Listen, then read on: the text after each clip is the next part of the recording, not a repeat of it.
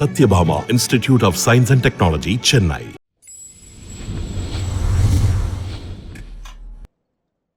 வணக்கம். இது ஒரு குடும்ப விழா என்றால் மிகையாகாது. என் குடும்பத்தார் சில பேர் இங்கே உட்கார்ந்திருக்காங்க. அது மட்டுமல்ல, இங்கேயும் அமர்ந்திருக்கிறார்கள். இந்த மேடையில் அமர்ந்திருக்கும் பலரும் என் ஒவ்வொருவரும் விழா நாயகர்கள், தனியாக விழா எடுக்க தகுதியானவர்கள் தான். இவர்கள் எல்லோரும் சேர்ந்து விழா எடுக்கும் மனிதரை பற்றி நான் சொல்வது ஒரு கடைக்குட்டியாக இங்கே இருந்து சொல்வதாக தான் எடுத்துக்கொள்ள வேண்டும். இங்கே ஐயா சரவணன் ஐயா அவர்கள் வரவில்லை.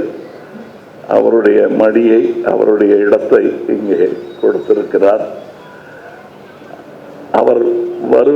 அதற்கு பதிலாக ஒரு பிரதிநிதியாக அவருடைய கடைக்குட்டி பிள்ளை, நானும் செல்ல பிள்ளை வீசி குகநாதன் அவர்களும் இங்கே வந்திருக்கிறார்கள். இதெல்லாம் என் பழைய நினைவுகள். காரணம், நான் களத்தூர் கமல் என்று அவர் என்னை எண்ணி பேசியதே கிடையாது. நான் 20-21 வயதில் அவரை சந்திக்க செல்லும் போது அவர் கொடுத்த மரியாதை எனக்கு மற்றவர்களுக்கு அப்படி கொடுக்க வேண்டும் என்று தோன்ற வைத்தது. வாப்பா தம்பி என்று கூப்பிட்டிருக்கலாம், ஆனால் வாங்க அப்படின்னு தான் கூப்பிட்டாரு என்ன. அந்த குணாதிசயம் சரவணன் சாருக்கே உண்டு. அதனால்தான் சரவணன் சார் இவ்வளவு மதிக்கிறாரு இவரை. ஏன்னா சரவணன் சாரையும் அப்படித்தான் அவர் நடத்தியிருப்பார். சின்ன பையனாக பார்த்துருப்பாரு. அப்புறம் அவருக்கு அவங்க அப்பாவுக்கு கொடுத்த மரியாதையை அப்படியே அவர் சரவணன் சாருக்கும் கொடுத்திருப்பார். அவர்கிட்ட கற்றுக்க வேண்டியது அந்த புன்னகையும் அந்த மரியாதையும். நான் ஏதோ ஓரளவுக்கு கற்றுக்கிட்டு இருக்கேன். என் பொண்ணு இன்னும் வரமாட்டேங்குது. வாழ்க்கை சூழல் அந்த மாதிரி இருக்கலாம். பட் அவர் செய்ய வேண்டிய பல விஷயங்களை நாங்கள் செய்ய வேண்டும் என்பதை ஒவ்வொரு முறையும் சந்திக்கும் போது அவர் நினைவுபடுத்துவார். நான் ஒரு 20-21 வயசாக இருக்கும் போது நான் டெக்னீஷியனாக தான் என்ன நினச்சிட்டு இருந்தேன். சினிமா நட்சத்திரமாக என் நடிகனாக வருவேண்டான்னு கூட எனக்கு சந்தேகம். சின்ன சின்ன வேஷங்கள் செஞ்சிட்டு இருந்தேன். ஆனால் எனக்கு என்னமோ டெக்னீஷியனாக இருக்கிறது தான் கௌரவம்னு நினச்சிட்டு இருந்தேன். அப்போ பாலு மகேந்திரா அவர்கள் முதல் படம் எடுக்க போகிறார். அவருடைய ஃப்ரேமிங், அதற்கு முன்னாடி அவர் மலையாளத்தில் எடுத்த படங்களுடைய ஃப்ரேமிங் எல்லாம் மாறி போயிடும் இங்கே தேட்டரில். நான் சண்டை போடுறதுக்காக டிஆர் அவரை பார்த்தா தான் இதெல்லாம் சரியாகும்னு சொன்னாங்க. நான் போய், என்ன சார் இவ்வளோ கஷ்டப்பட்டு அவர் பிரமாதமாக இன்டர்நேஷ்னல் லெவலில் ஒரு ஃப்ரேமிங் வச்சுருக்காரு, அதெல்லாம் மாறி போயிடுச்சு. ஒவ்வொரு தேட்டரில் ஒவ்வொரு மாதிரி ப்ரொஜெக்ஷன் பண்ணுறாங்க. அதுக்கு தான் நாங்கள் எல்லாருமே முயற்சி பண்ணிட்டு இருக்கோம். Good, you notice that. அதுக்கு கொஞ்சம் டைம் ஆகும். எல்லாரும் ஒரே மாதிரி செய்ய முடியாது.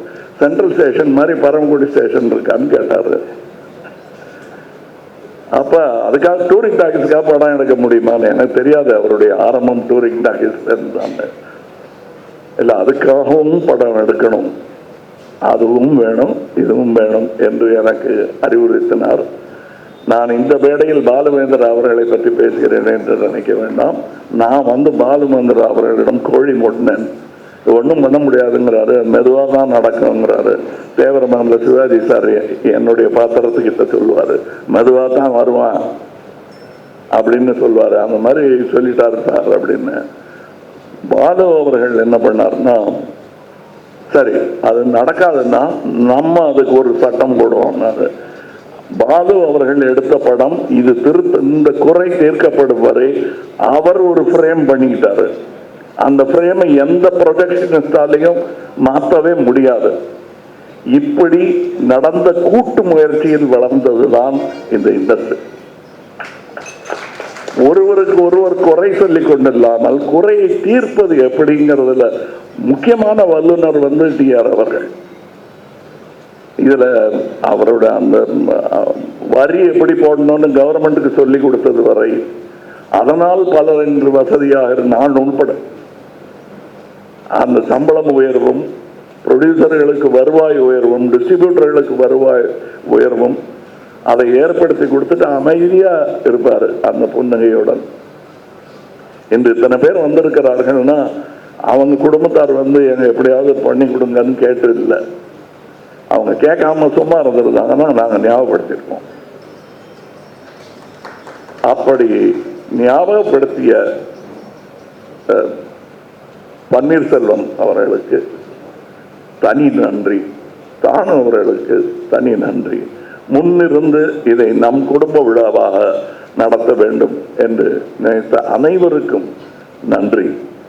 காரணம், இது வந்து ரொம்ப சின்ன குடும்பம். நான் தான் சொல்லுவேன், நம்ம பல தகராறுகள் வரும், இங்கே பல சிக்கல்கள் வரும், பல டிபேட்ஸ் வரும், எதிரும் முதலுமாக நின்று பேச வேண்டியிருக்கும். நான் தான் சொல்வேன், நம்மெல்லாம் இந்த ட்ரெயின் நிற்கும் போது ரெண்டு பக்கமும் நின்று வியாபாரம் பண்ற வியாபாரிகள் மாதிரி.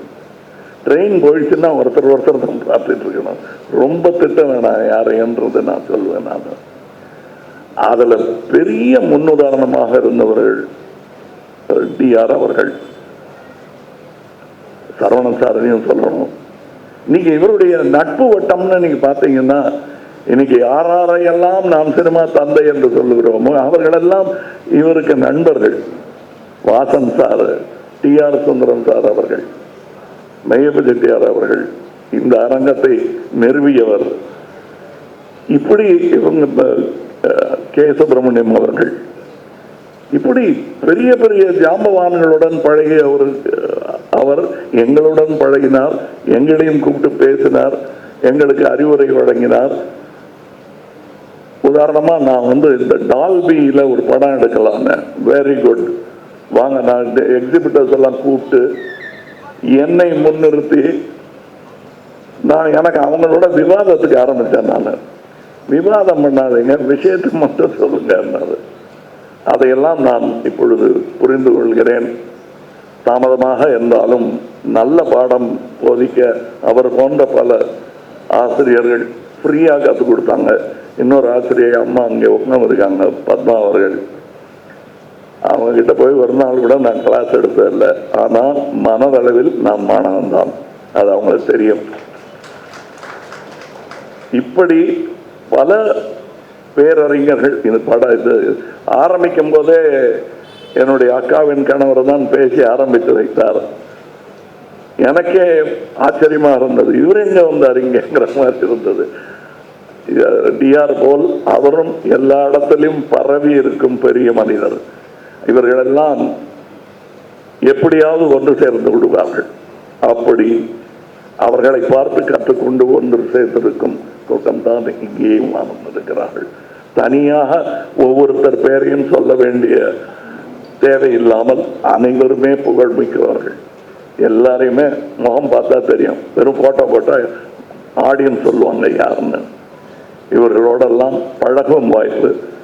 நாம் குகநாதன் அவர்களை செல்லப்பிள்ளை என்று சொன்னதற்கு காரணம், அங்கே ஏவிஎம் புல்தரையில் உட்காந்து நாங்கள் பேசாத கதைகள் இல்லை.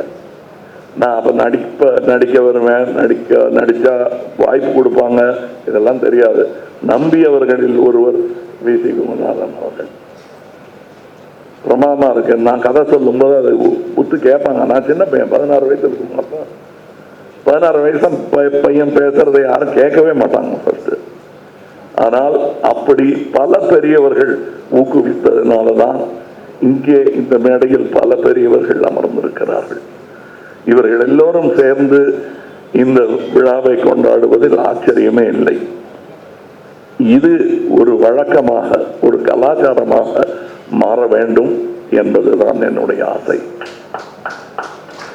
என்னுடைய இந்த இன்விடேஷன்ல வழக்கமா எங்க ஆபீஸ்ல பண்ணுவாங்க, என் பேர் எங்க போட்டிருக்காங்கன்னு ஒரு டிக்கு போடுவாங்க. அதை போட்டு காட்டினாங்க. ஏன்னா நான் என் பேர் இருக்கான்னு கேட்கவே மாட்டேன். அதுவும் இந்த விழாவுக்கு இவங்க கூப்பிடலைன்னாலும் நான் வந்திருக்கேன். ஏனென்றால் நேரம் ஆயிட்டான்னு கேட்டாரு பன்னீர்செல்வம் சார். நேரம் ஆயிட்டு இருக்காரு. டிஆர் சாருக்கு நேரம் பார்த்தேன்னா அது நியாயமே கிடையாது. ஏன்னா எப்ப கேட்டாலும் எங்களுக்காக நேரத்தை ஒதுக்கி கொடுத்தவர். அதனால் அவருக்கு பெரும் பயன் ஒன்றும் இருக்காது. அது விவசாயியாக இருந்தாலும் சரி, விவகாரமாக இருந்தாலும் சரி, அதை எங்களுக்கு எப்படி தீர்க்க வேண்டும் என்று சொல்லிக் கொடுத்தவர். அவர் திரையுலக தந்தை என்று சொல்வது மிகவும் பொருத்தமானது. எல்லாரையும் வயது வித்தியாசம் இல்லாமல் ஒரு தகப்பனின் ஸ்தானத்தில் நின்று கொண்டு, உடம்பு சரியில்லாத நேரத்தில் கூட எங்க விழாவுக்கெல்லாம் வந்து அவர் நின்று பேசி முடிச்சு கொடுத்துட்டு போவார். அவருக்கு விழா எடுக்கணும் என்று யாருக்கெல்லாம் தோன்றியதோ அத்தனை பேருக்கும் என் வணக்கங்கள். நன்றி.